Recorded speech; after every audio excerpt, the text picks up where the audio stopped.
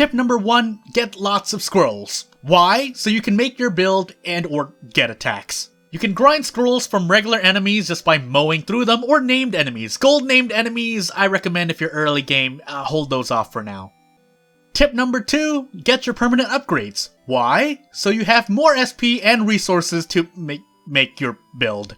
No, seriously, early game it's extremely important to be able to make a build at all, which is why permanent upgrades will help you do that. Check your Jizo statues or do the shrine trials to get more permanent upgrades. Tip number 3, mix and match your scrolls. If you're not using a guide, find what you love. Anything can work. Whether you're mowing down a screen of enemies or subjugating a boss, trust me, anything can work. Tip number 4, gear acquisition. These are your temporary, quote-unquote temporary upgrades in a run. Gear helps you do more DPS, depending on the effects, or survive, by the way of elemental resistances that, don't annoy you or hinder you and thus allow you to get hit. A little bonus tip, in the blacksmith you can upgrade with no skills and that will increase the raw damage of your weapon.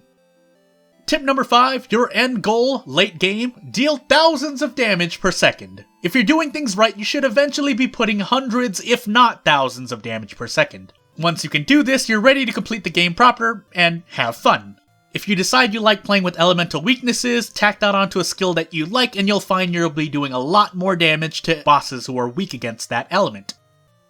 Note that these tips are for the person one-shotting this game or for normal runs. Veteran Susano'os can comment if you want, but keep this in mind. And developers, I'm sorry if this video sounds condescending, like, oh, 1 minute for our game? It's not meant to be condescending. Support me if you want to support this channel, I've got things to do. But thank you for watching. I'm much obliged.